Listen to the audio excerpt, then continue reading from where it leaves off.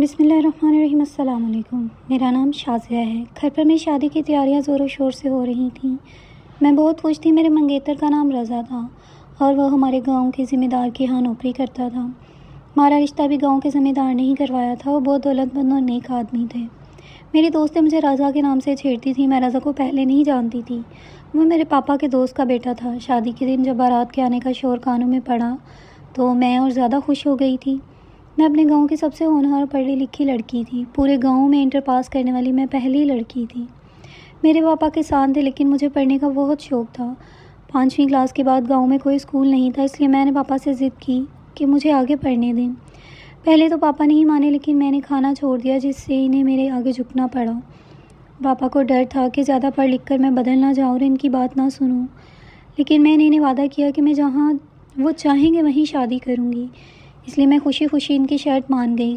گاؤں کے پاس کوئی اسکول نہیں تھا تو مجھے شہر بھیجا گیا۔ وہاں ہاسٹل میں رہنے لگی۔ جب بھی میں گھر آتی تھی گاؤں کے لوگ پاپا کو طعنے مارتے تھے کہ میں پڑھ لکھ کر ان کی ناک کٹوا رہی ہوں، لیکن پاپا کو مجھ پر پورا بھروسہ تھا۔ جیسے ہی میں نے انٹر پاس کی، پاپا نے میری شادی کا فیصلہ کر لیا۔ جب پاپا نے مجھ سے کہا کہ 2 ہفتے بعد میری شادی ہے تو میں دنگ رہ گئی، لیکن میں نے پاپا سے کیے وعدے کے باعث شادی کے لیے رضامندی ظاہر کر دی۔ میں نے رضا کو ایک بار بھی دیکھنے کی مانگ نہیں کی۔ پاپا کو ڈر تھا کہ میں منع کر دوں گی، لیکن میری رضامندی دیکھ کر وہ بہت خوش ہو گئے۔ میں نے شہر میں پڑھائی کرتے وقت کبھی کسی لڑکے سے دل نہیں لگایا تھا۔ میں صرف اپنی پڑھائی پر توجہ دیتی تھی۔ شادی کے دن پاپا بہت بے چین تھے۔ گاؤں کے لوگ میری پڑھائی کے خلاف تھے اور مجھے ہاسٹل میں رہنے کی وجہ سے طرح طرح کی باتیں کرتے تھے۔ شادی سے پہلے میری ممی میرے کمرے میں آئی اور مجھ سے ایسا سوال پوچھا جس نے مجھے حیرت میں ڈال دیا۔ ممی نے مجھ سے کہا، شہر کے ہاسٹل میں رہ کر آئی ہو، بڑے اسکول میں جاتی تھی، مجھے بتا دو اپنے باپ کی عزت خراب تو نہیں کر کے آئی ہو؟ انہوں نے مجھ سے کہا کہ رضا کہتا ہے شادی سے پہلے مجھے اپنی پاکیزگی ثابت کرنی ہوگی۔ یہ سن کر میں حیران رہ گئی۔ میں نے کہا، ممی یہ تو فضول بات ہے، میں کیسے ثابت کر سکتی ہوں؟ ممی نے کہا، رضا کہتا ہے اگر تم نے بابا جی کے آستانے میں بنی جھونپڑی میں 5 دن گزارے اور صحیح سلامت باہر آ جاؤ تبھی وہ شادی کرے گا۔ میں پڑھی لکھی تھی اس لیے یہ کہانی میری سمجھ میں نہیں آ رہی تھی۔ آخر ایسا کیسے ہو سکتا ہے کہ ایک بند کمرہ کسی لڑکی کے کردار کا فیصلہ کرے؟ ہمارے گاؤں میں جس لڑکی کے کردار پر شک ہوتا اسے اس کمرے میں بند کر دیا جاتا۔ اگر وہ 5 دن بعد کمرے سے باہر آ جاتی تو اسے پاک سمجھا جاتا اور اگر غائب ہو جاتی تو اسے بد کردار سمجھا جاتا۔ یہ کہا جاتا تھا کہ شیطان اسے اپنے ساتھ لے گیا۔ میں سوچ رہی تھی کہ آج کل کے دور میں گاؤں کے لوگ کسی لڑکی کے کردار کا فیصلہ اس طرح کی بے بنیاد باتوں سے کیسے کر سکتے تھے؟ میں بھلا کیوں کسی جنگل میں بنے آستانے کے ایک چھوٹے سے کمرے میں بند ہو جاؤں؟ میرے پاک ہونے کا تو مجھ سے بہتر کوئی نہیں جان سکتا تھا۔ میری ممی پاپا اور گاؤں والے اور پنچایت کے لوگ بھی وہاں پر موجود تھے۔ میں نے کہا کہ مجھے ایسی کوئی بات منظور نہیں ہے۔ میری بات سن کر میری ہونے والی ساس بھڑک اٹھی اور کہنے لگی، اس کا مطلب ہے کہ اس لڑکی کے دل میں چور ہے، تبھی یہ بات منع کر رہی ہے۔ اگر تم نے بات نہیں مانی تو ہم بارات واپس لے جائیں گے۔ میرے پاپا یہ سن کر لڑکے والوں کے سامنے ہاتھ جوڑنے لگے کہ بارات واپس نہ لے کر جائیں۔ میری ممی میرے پاس آ گئی اور کہنے لگی، تم کیوں ضد کر رہی ہو؟ اگر تم پاک ہو تو ان کی بات کیوں نہیں مان جاتی؟ میرے ممی پاپا بری طرح سے رو رہے تھے۔ میں نے اپنی ہونے والی ساس سے کہا، اگر آپ لوگوں کو یقین نہیں ہے تو کسی اسپتال لے جا کر میرا میڈیکل چیک اپ کروا لو، آپ کو یقین آ جائے گا۔ آپ تو ترقی ہو چکی ہے، ڈاکٹر آپ کو سب کچھ سچ سچ بتا دے گا۔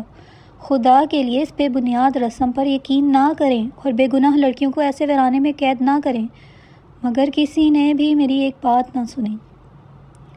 پاپا تو جیسے کسی بے جان لاش کی طرح ہو گئے تھے۔ ممی کا بھی رو رو کر برا حال تھا، جیسے میں واقعی اپنا منہ کالا کر کے آئی ہوں۔ مجھ پر لوگوں نے بہت الزام لگائے۔ میرے پاپا سے کہنے لگے، تجھے سمجھایا تھا نہ کہ بیٹی کو باہر پڑھنے مت بھیج، اب انجام دیکھ لے، لیکن تم نے کسی کی نہ سنی۔ اب اپنی عزت اچھی طرح دیکھ لے۔ میں اپنے پاپا کے سامنے بیٹھ کر رو رہی تھی، بلک رہی تھی کہ پاپا میں نے ایسا کچھ نہیں کیا ہے، بے شک میرا میڈیکل چیک اپ کروا لیجیے۔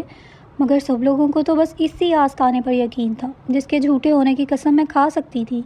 بھلا میرے بارے میں مجھ سے بہتر کون جا سکتا ہے؟ میرا بار بار سب کے سامنے وہاں جانے سے منع کرنا میرا بد کردار ہی ہونا ثابت کر رہا تھا اور میرا مر جانا ہی سب کو یقین دلانے کا واحد راستہ تھا۔ لیکن ایسے کسی آستانے کے کمرے میں اپنے آپ کو 5 دن کے لیے بند کیسے کر سکتی تھی؟ جہاں کوئی آتا جاتا بھی نہیں تھا، مگر اپنے ماں باپ کے آنسو دیکھ کر میں بے بس ہو گئی۔ پھر پنچایت بیٹھی اور انہوں نے فیصلہ کیا کہ مجھے جنگل میں 5 دن رہنا پڑے گا۔ پنچایت نے بھی میری ایک نہ سنی۔ میں نے بھی اپنے ماں باپ کی خاطر ان کا یہ فیصلہ قبول کر لیا۔ میں نے دلہن کا جوڑا بدلا اور سیدھے کپڑے پہن لیے۔ وہاں جانے کے لیے تیار ہو گئی، لیکن مجھے بہت افسوس ہو رہا تھا کہ رضا ایسی جھوٹی اور جاہلانہ سوچ رکھتا ہے۔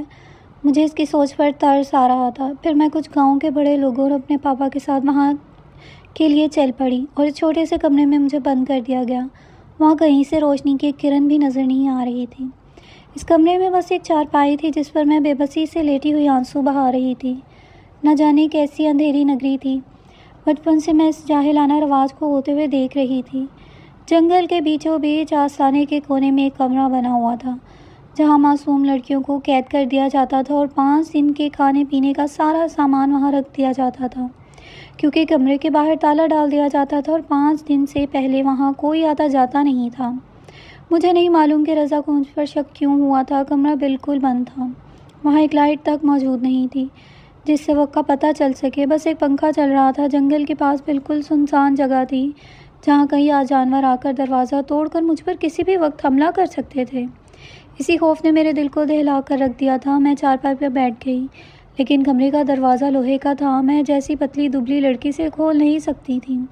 میں نے کھانے کی ٹوکری سے کپڑا ہٹایا تو اس میں بس تھوڑے سے پھل کے سوا اور کچھ بھی نہیں تھا۔ کمرے میں پنکھے کا کوئی بٹن موجود نہیں تھا اور نہ ہی کوئی بلب لگایا گیا تھا۔ وہاں ایک باتھ روم تھا جس میں بھی اندھیرا تھا۔ میں نے پورے کمرے کی اچھی سے تلاشی لی، لیکن مجھے کچھ بھی دکھائی نہیں دے رہا تھا۔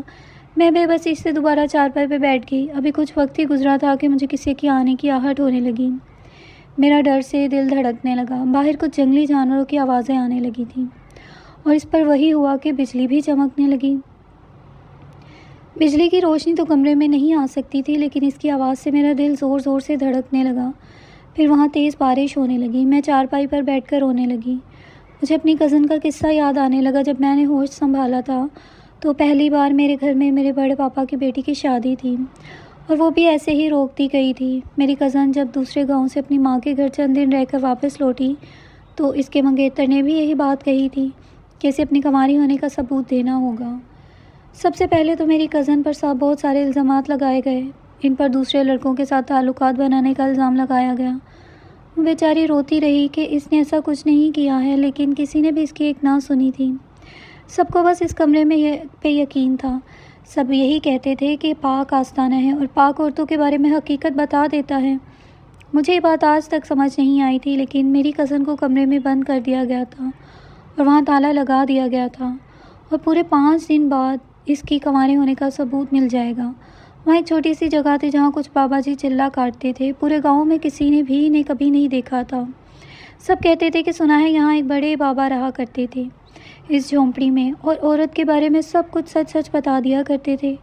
یہ آستانہ اس جھونپڑی کے پاس کے زمیندار نے بنوایا تھا۔ 5 دن مکمل ہونے کے بعد جب میری کزن کمرے سے باہر نکلی تو اس کا رنگ پیلا پڑ چکا تھا۔ حالانکہ وہ بہت خوبصورت تھی، کمزوری کی وجہ سے وہ ٹھیک سے چل بھی نہیں پا رہی تھی۔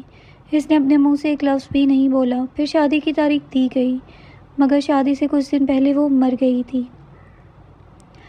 مرتے وقت اس کا چہرہ بالکل نیلا پڑ چکا تھا۔ پورا گاؤں کہہ رہا تھا کہ اس نے زہر کھا لیا ہے۔ میں اس وقت صرف 10 سال کی تھی۔ مجھے اپنی کزن سے بہت لگاؤ تھا۔ اس کے مرنے پر بھی میں بہت روئی تھی۔ آج میرے ساتھ وہی سب دہرایا جا رہا تھا۔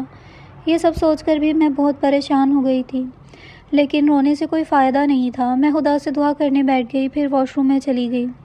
ابھی ہاتھ ہی دھو رہی تھی کہ واش روم کے اندر سے کھڑکی کھلی۔ مجھے بڑی حیرانی ہوئی کیونکہ کمرے میں کوئی کھڑکی موجود نہیں تھی۔ تو واقعی یہ کھڑکی کیسے ہو سکتی ہے؟ لیکن جیسے ہی میں نے اس کھڑکی سے باہر آنے والے ہاتھ کو دیکھا تو میری جان ہی نکل گئی۔ کھڑکی پر ایک مردانہ ہاتھ دیکھ کر میں ڈر سے پیلی پڑ گئی تھی۔ میں جلدی سے باہر نکل گئی، دروازہ بند کر کے کنڈی لگا دی۔ پھر سوچنے لگی یہ کیا ماجرا ہے؟ اس کمرے کے ارد گرد تو کوئی آتا جاتا ہی نہیں۔ پھر واش روم میں کوئی کھڑکی کیسے ہو سکتی ہے؟ دیکھنے پر بھی وہاں دیوار ہی نظر آتی ہے۔ پھر یہ کھڑکی کہاں سے آ گئی؟ جب میں وہاں سے باہر نکلی اور دروازہ بند کر دیا، کچھ دیر تک وہاں دروازہ پیٹنے کی آواز آتی رہی۔ اس وقت میرے ہاتھ اور پاؤں ڈر سے کانپ رہے تھے۔ مجھے لگ رہا تھا کہ میرا دل بھی فیل ہو جائے گا، لیکن واش روم کا دروازہ لوہے کا تھا جو اتنی آسانی سے کھلنے والا نہیں تھا۔ میں ڈر کے مارے کمرے کے کونے میں بیٹھ گئی۔ دروازہ نہیں کھلا، مجھے کسی کی آواز سنائی نہیں دی، بس دروازہ ہی ٹھک ٹھک ہو رہا تھا۔ کچھ دیر بعد آواز آنا بند ہو گئی۔ وہ کون تھا؟ کیا کوئی جانور تھا؟ کیونکہ اس کے ہاتھ پہ تحاشا بال تھے۔ جانور کا سوچ کر میری جان نکلنے لگی۔ جنگل کے کمرے میں خطرناک جانور کا ہونا بہت بڑی بات تھی، لیکن نیند بھی ایسی چیز ہے جو ہر حال میں آ ہی جاتی ہے۔ روتے روتے کب میری آنکھ لگ گئی پتہ ہی نہیں چلا۔ صبح اٹھ کر جب مجھے رات کا خیال آیا تو میں پھر سے ڈرنے لگی۔ پورا دن ڈرتے ڈرتے نکل گیا۔ بھوک سے جب میں بے ہوش ہونے لگی تو میں نے تھوڑے سے پھل کھائے۔ پھر میں نے ہمت کی اور واش روم میں گئی۔ میں حیرت میں پڑ گئی، وہاں تو کوئی کھڑکی ہی نہیں تھی، بس ایک دیوار تھی۔ میں اس قدر گھبرا گئی تھی کہ جلد سے کمرے میں واپس آ گئی۔ میں سوچتی رہی کھڑکی کہاں چلی گئی، رات تو وہاں ہاتھ آیا تھا۔ رات کو پھر سے دروازہ بجنے لگا اور میں پھر سے چونک اٹھی کہ کوئی اندر کیسے آ سکتا ہے۔ یہ کیا ماجرا ہے؟ کون تھا جو رات کو واش روم میں آ کر کمرے کا دروازہ بجانے لگتا تھا جیسے دروازہ توڑ ہی دے گا؟ لیکن دروازہ بہت مضبوط تھا، آسانی سے کھلنے والا نہیں تھا۔ میں نے دروازہ نہیں کھولا اور نہ ہی کوئی آواز کی، جیسے میں کمرے میں موجود ہی نہیں ہوں۔ یہ میری دوسری رات تھی۔ آدھی رات کو نہ جانے کون آ کر دروازہ پیٹتا تھا۔ پورے دن وہاں سے کوئی آواز نہیں آتی تھی۔ اگلی صبح میں نے سوچ لیا کہ واش روم میں جا کر اچھی طرح جانچ پڑتال کروں گی۔ صبح ہوتے ہی میں نے اچھی طرح واش روم کی پڑتال شروع کر دی۔ جس جگہ سے کھڑکی کھلی تھی وہ دن میں دیکھنے پر دیوار جیسی لگتی تھی۔ جب میں نے ٹھیک سے دیکھا تو وہ صرف ایک دیکھنے میں ہی دیوار جیسی تھی۔ وہ لکڑی کی بنی ہوئی تھی۔ میں نے اسے باہر کی طرف دھکا دیا لیکن وہ نہیں کھلی۔ تھوڑی دیر محنت کرنے کے بعد وہ کھل گئی۔ میں نے باہر جھانک کر دیکھا تو وہاں ایک کمرہ بنا ہوا تھا۔ اس کے اندر جا کر دیکھا تو وہاں ایک سرنگ ملی جو پتہ نہیں کہاں جا رہی تھی۔ بہت اندھیرا تھا، مجھے بہت ڈر بھی لگ رہا تھا، لیکن اس کھڑکی کے ذریعے میں اس سرنگ میں اتر گئی۔ مجھے امید تھی شاید میں یہاں سے باہر نکل سکوں۔ میں ڈرتے ڈرتے آگے بڑھنے لگی۔ تھوڑی دیر چل کر مجھے روشنی دکھائی دینے لگی۔ وہاں پہنچ کر دیکھا تو وہاں لائٹ کا بٹن تھا جسے دبانے سے پوری سرنگ میں روشنی ہو گئی۔ وہاں اوپر کی طرف سیڑھیاں جا رہی تھیں۔ جب میں ان سیڑھیوں پر چڑھی اور وہاں کا دروازہ کھولنے کی کوشش کی تو وہ نہیں کھلا۔ بہت دیر محنت کرنے کے بعد دروازہ کھلا۔ وہ آستانے کا کمرہ تھا۔ جب میں اس کمرے میں پہنچی تو میں دنگ رہ گئی کہ میں تو آستانے کے اندر پہنچ گئی۔ اس کمرے میں موجود کوئی بھی نہیں تھا۔ میں بھی وہاں پہنچتے پہنچتے بہت تھک گئی تھی۔ میں حیران تھی ایسا کیسے ہو سکتا ہے؟ اس کمرے سے آستانے تک کی سرنگ کیوں بنائی گئی ہے اور کس نے بنائی ہے؟ پھر مجھے کسی کے آنے کی آہٹ محسوس ہوئی۔ میں نے جلدی سے اس سرنگ کو بند کیا اور وہاں چھپ گئی۔ پھر مجھے لگا یہ لوگ مجھے دیکھ لیں گے اور میری ساری محنت بیکار ہو جائے گی۔ جیسے ہی میں نے 3 لوگوں کو اندر آتے دیکھا تو انہیں دیکھ کر میری جان نکل گئی۔ جب تک لوگ وہاں موجود رہے میں بڑی خاموشی سے وہاں پر چھپی رہی اور ان کے جانے کا انتظار کرنے لگی۔ پھر وہ لوگ اپنا کام کر کے وہاں سے چلے گئے۔ اس کمرے میں کوئی بھی فالتو آدمی نہیں آ سکتا تھا۔ جو لوگ آستانے میں کام کرتے تھے وہی لوگ یہاں آ سکتے تھے۔ میں بہت ڈری ہوئی تھی، مجھے کچھ بھی سمجھ نہیں آ رہا تھا۔ پھر میں نے سوچا کہ رات ہونے کا انتظار کرتی ہوں اور دیکھتی ہوں کہ کون ہے جو آ کر دروازہ بجاتا ہے۔ یہی ایک اچھا موقع تھا جب میں یہ سب کچھ جان سکتی تھی، کیونکہ باہر تو میں یہاں سے نکل نہیں سکتی تھی کیونکہ دروازے پر تالا لگا ہوا تھا۔ تھوڑی دیر بعد مجھے ایک آدمی نظر آیا۔ وہ زمیندار تھا اور ساتھ میں پنچایتی بھی تھا۔ وہ بہت نرم دل والا آدمی تھا، لوگوں کی مدد کرتا رہتا تھا، یہاں تک کہ گاؤں کے گھروں میں جا کر ضرورت مندوں کو چپ چاپ پیسوں کی مدد کرتا تھا۔ کسی لڑکی کی شادی ہو تو شادی کا پورا خرچ خود ہی اٹھا لیتا تھا، یہ کہہ کر کہ یہ سب میری بھی بیٹیاں ہیں، اسی لیے گاؤں کی کوئی بھی لڑکی اس سے پردہ نہیں کرتی تھی کیونکہ وہ ہمارے دادا جی کی عمر کے تھے۔ پورے گاؤں میں ان کی بہت عزت تھی، پورے گاؤں کے لوگ انہیں اپنا باپ مانتے تھے۔ ان کے بڑے سے محل میں کئی بار جا چکی تھی۔ ان کی پوتی میری ہی کلاس میں پڑھتی تھی، میرے ساتھ ہی ہاسٹل میں بھی رہتی تھی، لیکن وہ امیر تھی اس لیے ہاسٹل کا کمرہ اس کی حیثیت کے برابر ہی تھا۔ میں غریب کسان کی بیٹی تھی اس لیے ایک چھوٹے سے کمرے میں رہتی تھی، مگر اس لڑکی میں گھمنڈ نام کی کوئی چیز نہیں تھی۔ جب بھی مجھے گاؤں جانا ہوتا مجھے اپنے ساتھ اپنی گاڑی میں لے کر آتی تھی۔ گاؤں پہنچ کر مجھے میرے گھر چھوڑ دیتی تھی، لیکن میں منع کر دیتی تھی، کہتی تھی میرے پاپا مجھے لینے آئیں گے، ان کے ساتھ ہی جاؤں گی۔ میری بات سن کر زمیندار صاحب کہتے بیٹا تم ہمارے ساتھ چلو، میں تمہارے پاپا سے کہہ دوں گا تم میرے ساتھ آئی ہو۔ وہ اپنی گاڑی میں ڈرائیور کے مجھے میرے گھر چھوڑ دیتے تھے۔ میں سوچ کر خوش ہو رہی تھی کہ میرے مسیحا میرے سامنے کھڑے ہیں جو مجھے بچا لیں گے اور میری بات ضرور سمجھیں گے، کیونکہ میں اس کمرے سے بھاگ کر نکلی ہوں۔ لیکن معاملہ الٹ تھا۔ زمیندار صاحب تو اپنے 2 نوکروں کے ساتھ سرنگ کے دروازے پر کھڑے تھے۔ پھر دوسرے دن دروازہ کھولا اور وہ سرنگ میں چلے گئے اور وہ کہتے ہوئے گئے، اگر آج اس لڑکی نے دروازہ نہیں کھولا تو دروازے کو توڑ دینا۔ یہ سن کر میرے ہوش اڑ گئے۔ وہ انسان صورت میں کسی درندے سے کم نہیں تھا۔ میرا دل گھبرا رہا تھا کہ مجھے کمرے میں نہ پا کر وہ سمجھ جائیں گے کہ میں یہاں سے بھاگ نکلی ہوں۔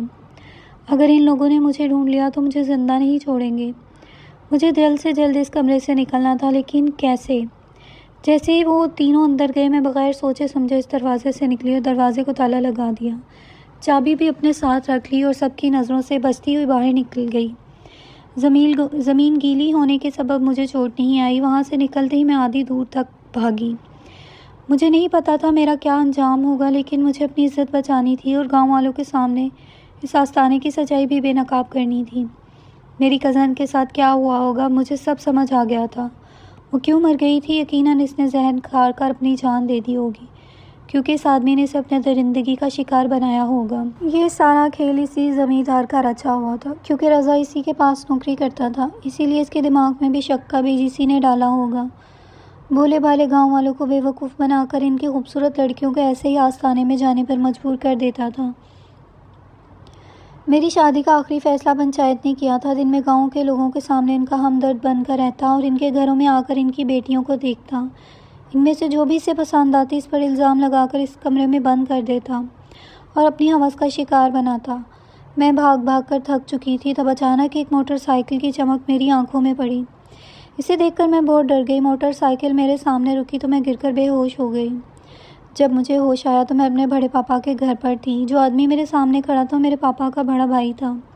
پھر انہوں نے پوچھا، بیٹی تم یہاں کیسے پہنچی؟ میں بہت رونے لگی، ڈرتے ڈرتے انہیں ساری بات بتانے لگی۔ میں نے انہیں بتایا کہ زمیندار نے میرے ساتھ غلط کام کرنے کی کوشش کی تھی۔